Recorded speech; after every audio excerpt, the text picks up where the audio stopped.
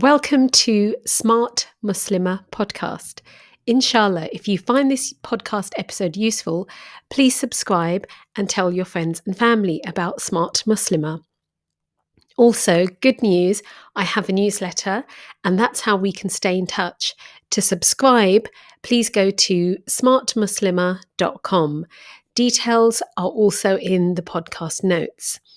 In the newsletter, I'll be sharing my book recommendations, productivity tips, and online courses that I've created, and also information about a new book that I'm writing called Smart Single Muslimah. Inshallah, it will help you to transform the way you approach love and relationships. Assalamu alaikum and welcome back to Smart Muslimah podcast. My name is Farhat Amin. I'm your host. Inshallah, if you enjoy this podcast and find it informative, please subscribe and tell your friends and family about it. Inshallah, you can listen to all the previous episodes either on smartmuslimah.com or on whichever app it is that you listen to podcasts. Okay, so let's discuss what's happening in Afghanistan. Now, why am I talking about that? You could think I don't really talk about, lots of different international affairs in this podcast. But as you know, and I know, when it comes to Afghanistan and Taliban, women's rights are very much in the forefront of the discussion. And again, as we know, when I'm recording this, the Taliban have just taken Kabul, and it's been declared that the war is over, and so therefore, and they are now going to be forming an Islamic government. They're calling it an emirate. Now, when I've been watching the news, as I'm sure when you've been watching the news and seeing different, posts on Twitter and on Instagram, it can be very, how should we process and view what's going on there? I think that's the thing that I had been thinking. How do we, as a Muslim woman, excuse me, how are we judging the actions of the Taliban? And so I'm just going to go through a few thoughts that I have, and I'd love to get your feedback on them as well. You can do that by email, which is hello@farhatamin.com, or you can contact me on Instagram. My handle's farhatamin_UK. Right, okay, so the first thing I'd like to point out is that when the Taliban were in charge 20 years ago, the question we need to ask is, did they represent an Islamic government according to Quran and Sunnah? That would be the first question that should come to our mind, because their actions in Western liberal media, their actions are made synonymous with Islam.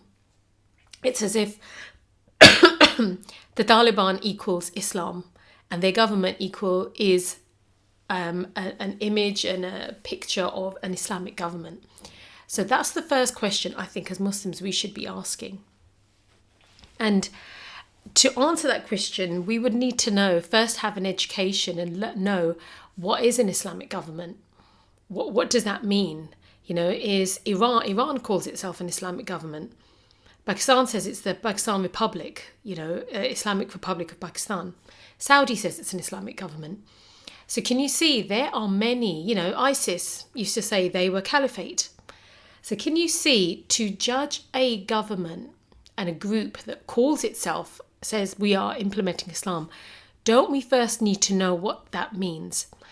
So that would be the first thing we need to do. And so where is an example of an Islamic government in our history? Well, the first one would be in Medina, established by the Prophet sallallahu alaihi wasallam. So when we look at that, when we see the laws that we implemented there, but really I think what I'm saying to you and to myself is that we need to educate ourselves. Before we can judge the Taliban, we have to know, what does an Islamic government look like? In the same way, before you judge, is the food halal, you know what halal means. It's a very simple, way to judge things. And so if we do look at the Taliban, if you have an Islamic government, it's not just about the hudud, i.e. punishment of chopping the hand of the thief, stoning the adulterer, or, adult men or women, lashing the fornicator, someone who commits zina. All of these, alhamdulillah, the great thing about Islam is that we have our laws documented in the books of, the different schools of thought, in our Sharia. This is all documented, that what does an Islamic government look like? What are the rules and laws? What are the systems that should be in place? So not just social, but economic system, the judicial system, the family law courts, Islam is, if you look, we had an Islamic government, think of the different eras we had. The most recent was the Ottoman caliphate that we had, that you had an emir, that you had, that if you look in, it's possible to find documents in Turkey that describe how the government was run. Even court rulings. This is all in Turkish. It's actually not in modern day Turkish. It's in, I forgot the name of the language it's in, but it's documented. It's there. Yeah, I guess that's what my point is. So we have examples of what an Islamic government should look like, and not as one example, the education of women and girls is part of an Islamic government. That boys and girls can get an education, men and women can go to university. Yeah, that is probably one of the most well-known rules in Islam. And it's been established. The fact that you had universities set up by women, I'm not going to go. There's in our history books, and if you just Google online, you can see that, where we have a long history of that. So, taking just that as one example, the fact that the Taliban prevented girls and women from getting an education, and even particular types of jobs, even though they were completely halal and within Islam, they prevented them from doing that. That shows you, that's like a red flag. That do they truly represent Islam? No, they don't. Okay, that's just one aspect. Okay, so you have to have a measuring stick to measure the Taliban with. And that measuring stick should come from Islam. That criteria should come from Islam. So what you will find is that when we're going to look at, I can imagine in the next weeks, months, and even years, we're going to see sometimes that the Taliban are not following Islam, yeah? But then also there are going to be times that there are some rules actually that they are following Islam, yeah? That's the thing that we now need to be objective about, and as men and as women. So even if we see that there are some rules that they're implementing that are not according to Islam, then yes, we should speak out against them. And we should say that, look, this doesn't represent Islam. This isn't correct. That's something we should do. But then in the same way, if they're doing something that doesn't contradict Islam, we should admit that as well. That actually there are some things that they're doing that are correct. In the same way, so it's not just about, let's say, for example, so all right, as a Muslim, we don't just agree with what we want to follow from Islam. As Muslims, we don't pick and choose in our individual life. In the same way, a government shouldn't pick and choose. I'm just going to give you an example of Saudi. So they didn't used to allow women to drive cars. Yeah. That's something that, where was the evidence for that? Maybe they did have a sheikh or, scholar giving an opinion, but generally it's accepted that women can use modes of transport. That's, the norm. So that's an example of them not following Islam. But then, for example, they would having all the meat halal in the country, making sure everything was halal. That was them implementing Islam. But then again, they have monarchy, have kingship. That's forbidden in Islam. Allah says Allah is the Malik. That's one of Allah's names. But you have a king. and hereditary monarchy there. So can you see lots of Muslim countries, they are picking and choosing the laws that they want to implement, and the Taliban are no different.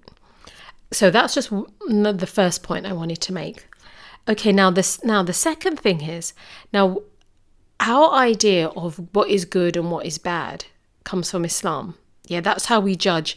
That should be, again, similar to the first point I'm making, but that judging. But now what we have, especially for Muslims living in the West, if we now look at how is the liberal progressive media, what are the things that they are focusing on? Now, are they focusing on the fact that America and UK and America, with a coalition, a NATO coalition, they invaded Afghanistan. This was in 2001, and they call this invasion Operation Enduring Freedom. And so this is what happened 20 years ago. And when they did, during this US invasion, they began with a series of carpet bombing campaigns. So this is indiscriminate carpet. So when you carpet bomb, it's not precision. You're killing, mass killing going on of civilians. So they're saying they were targeting Taliban, but they killed men, they killed women, they killed children indiscriminately. Yeah. And as a result of this, the mass killing that they did when they occupied Afghanistan, so we should never forget this.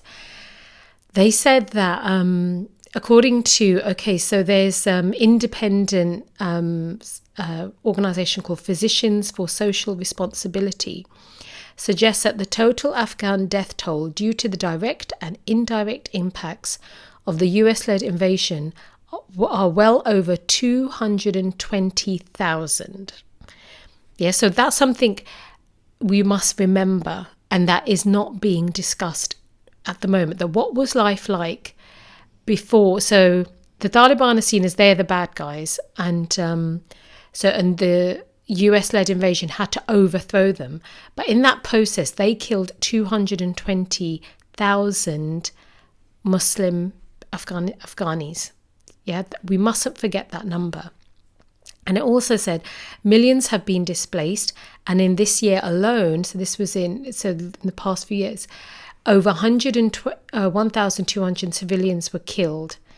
But I'm going to, the figures, the figures that the US says official reports, so it was only 150 civilians. Yeah. But according to this organisation, Physicians for Social Responsibility, you can go and, look them up. They've said 220,000. Okay, so this is what, now, so the question we need to ask is, are we going to focus on that, or are we going to focus on what the liberal media wants us to focus on?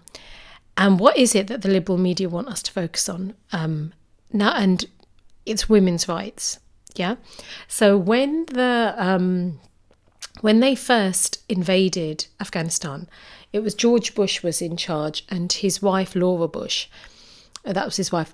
She did this speech, and genuinely there was this idea that we are going to liberate the women of Afghanistan. That they are oppressed because they have to wear the burqa. And so that was seen as think of all those images of women in blue burqas, that somehow that equals oppression. That was one thing. Now, so then there was the side that women are not going to be able to work or get an education. Okay, that from Islam, not because they're saying it to us, that was wrong, that the Taliban shouldn't have done that. But, and then you had, for example, the shooting of Malala. That, again, that was something that was completely haram and that was wrong. But can you see how they're the things that they want to keep our attention, or keep going on about that, and but they won't talk about what they did. And what I'm saying to us is that who are we? Are we going to allow occupiers, invaders,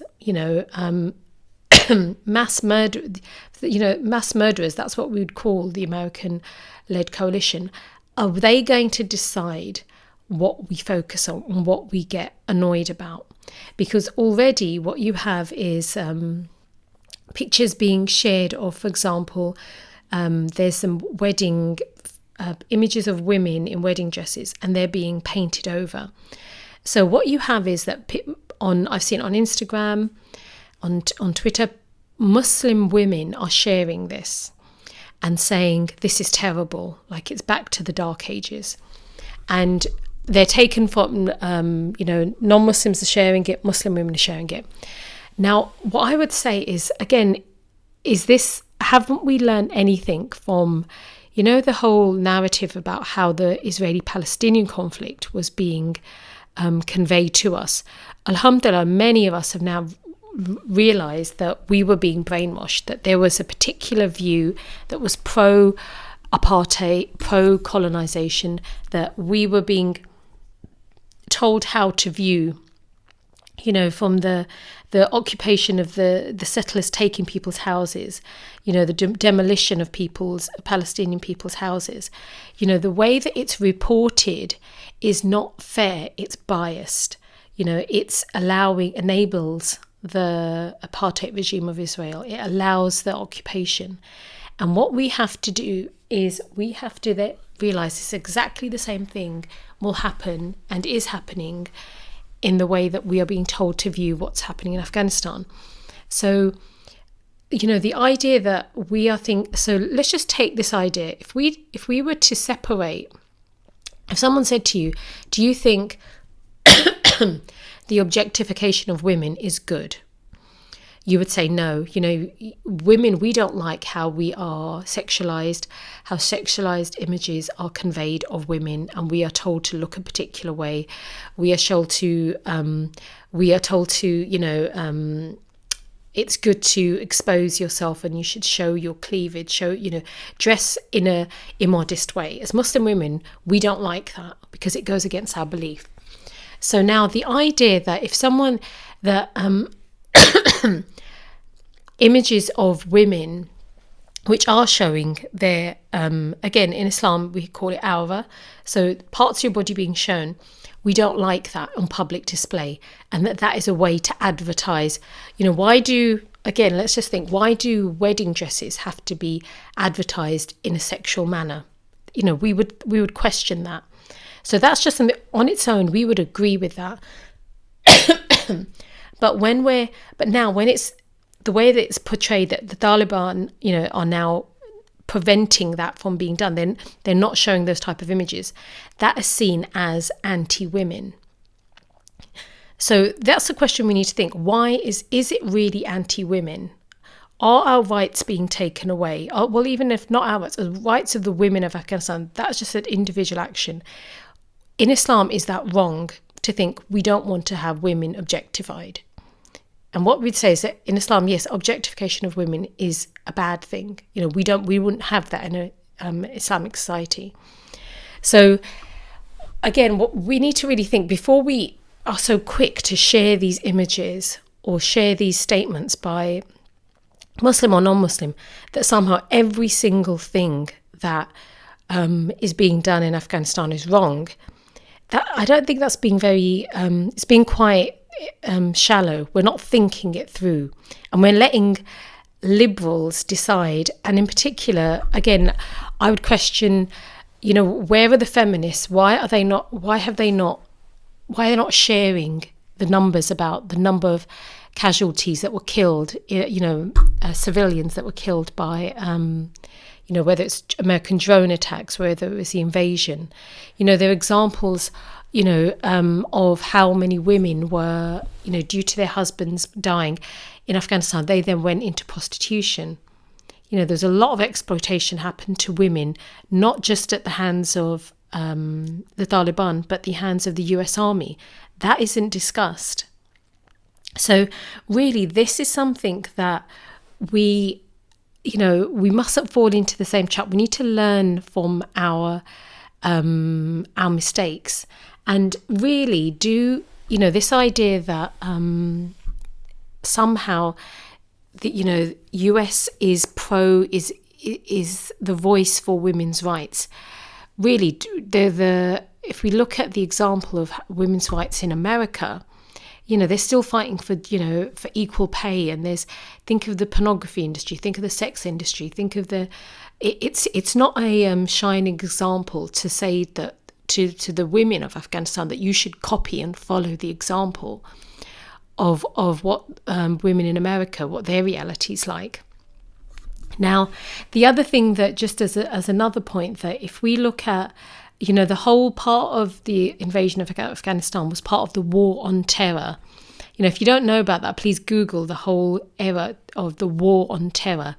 And it really was it's interesting. You may have heard of someone called Mozambique. He's part of CAGE. It's a charity organisation. And he says, I was in Afghanistan when the first US cruise missiles and bombs landed. Hubris prevented the Americans from seeking a peaceful negotiated solution with the Taliban. The war on terror was launched in the name of arrogance, not justice. Today, the only exit out of Afghanistan for America is to talk peace with the Taliban. And he was just talking about how, as a result of this war on terror and the invasion of Afghanistan, you then had Guantanamo Bay was set up to put prisoners, so-called terrorists, there. And there were still,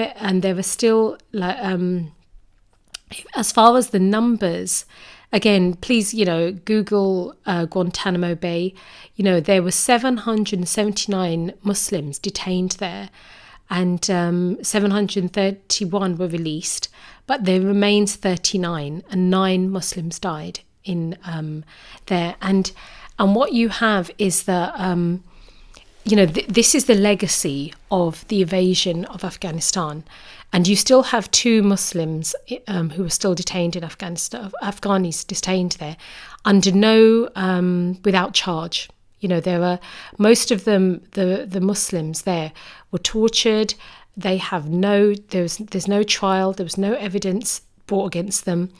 And so again, this is, there's the Bagram, that was a camp and a torture centre. There was also the I've forgotten the name of, I'll look it up. There were different at the time, June 2001 to now. There were different. There were a number of scandals where it showed that the American soldiers were, stuff where they were torturing Afghan prisoners.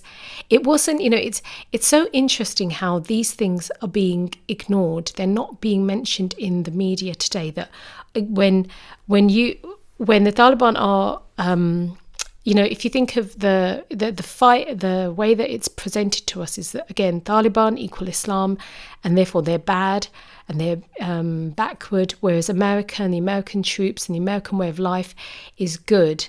And but they don't want to talk about, the stain on US history that exists.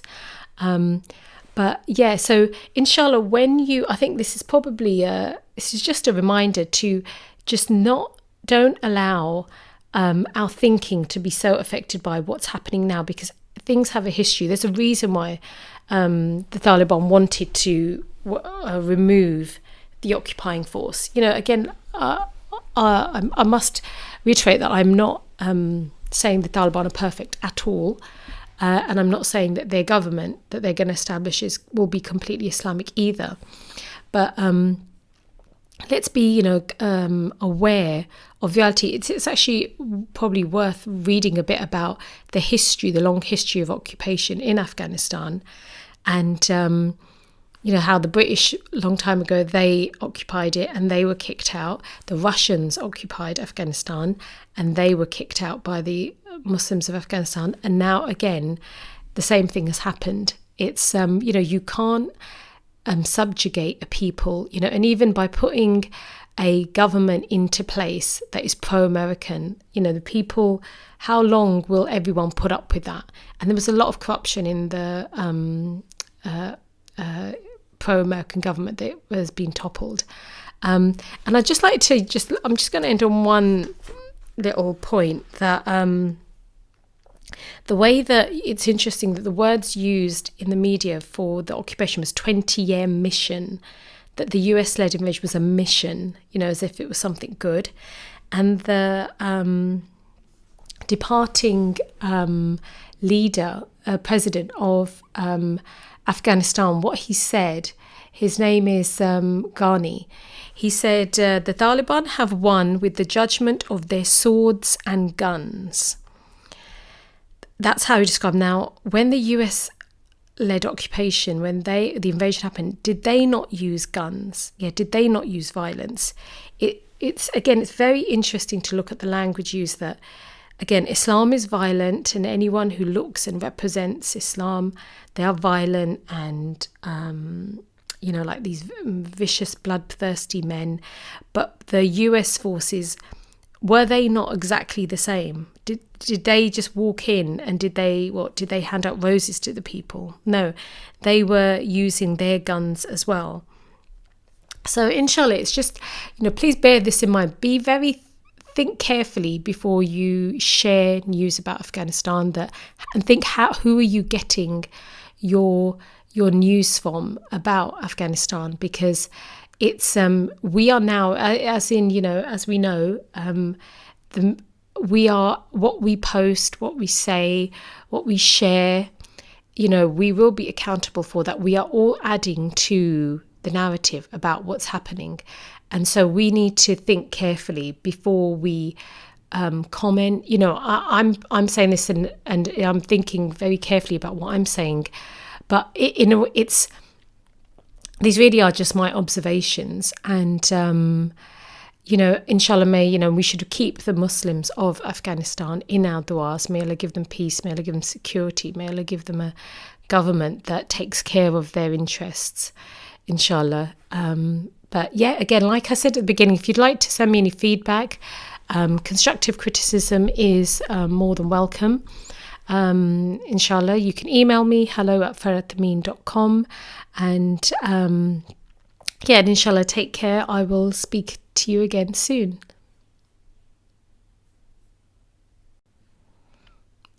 Just wanted to add that I do have a previous podcast called Colonialism and Feminism, and in that I actually spoke about Afghanistan in more detail, how feminism enables colonization and imperialist behavior.